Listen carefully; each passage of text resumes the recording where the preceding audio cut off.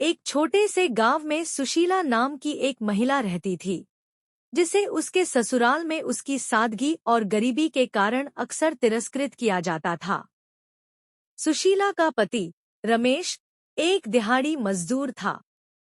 वह दिन भर मेहनत करता था, लेकिन उनकी आर्थिक स्थिति बेहतर नहीं हो पाती थी। सुशीला का ससुराल एक संयुक्त परिवार था, जिसमें उसकी ननद सीमा भी रहती थी। सीमा तेजतर्रार और पढ़ी लिखी थी। वह गांव की सबसे समझदार और मुखर लड़कियों में गिनी जाती थी।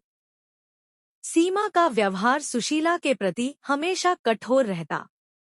वह गरीब भाभी को ताने देती और उसके छोटे छोटे कामों में भी गलतियां निकालती।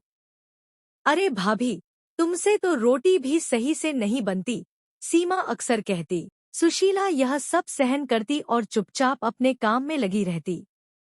एक दिन गांव में एक मेले का आयोजन हुआ। सभी परिवार वाले मेले में जाने की तैयारी करने लगे।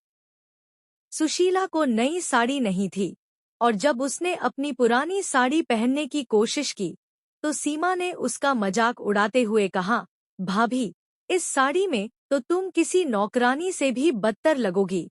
सुशीला ने यह सुनकर अपने आंसू छिपाए और कहा, जो है उसी में खुश रहना सीख लिया है। मेले में सभी ने खूब मस्ती की, लेकिन सीमा ने वहां भी सुशीला को नीचा दिखाने का कोई मौका नहीं छोड़ा। भाभी, तुम न अपने घर में बैठा करो, ये जगह तुम्हारे जैसे लोगों के लिए नहीं है, उसने कहा। सुशीला यह सब सुनकर भी शांत रही। कुछ दिनों बाद गांव में एक सामाजिक अभियान शुरू हुआ, जिसमें महिलाओं को आत्मनिर्भर बनने की शिक्षा दी जा रही थी। सुशीला ने उस अभियान में हिस्सा लेने का फैसला किया। उसने अपने घर के छोटे छोटे काम निपटाकर वहां जाना शुरू किया। सीमा ने उसे ताने मारे, तुम्हारे जैसे लोगों को ये सब सीखकर क्या फायदा? मेहनत का काम ही तुम्हारे लिए ठीक है। लेकिन सुशीला ने सीमा की बातों पर ध्यान नहीं दिया। धीरे धीरे सुशीला ने सिलाई कढ़ाई का काम सीख लिया और अपने हुनर को कमाई का जरिया बनाया। उसने अपने हुनर से घर में पैसे लाना शुरू किया। उसकी मेहनत और लगन से उनकी आर्थिक स्थिति में सुधार हुआ। अब रमेश भी गर्व से अपनी पत्नी की तारीफ करता।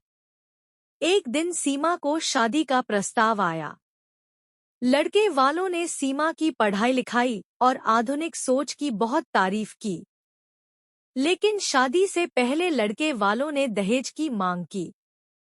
परिवार की आर्थिक स्थिति को देखते हुए सीमा के माता-पिता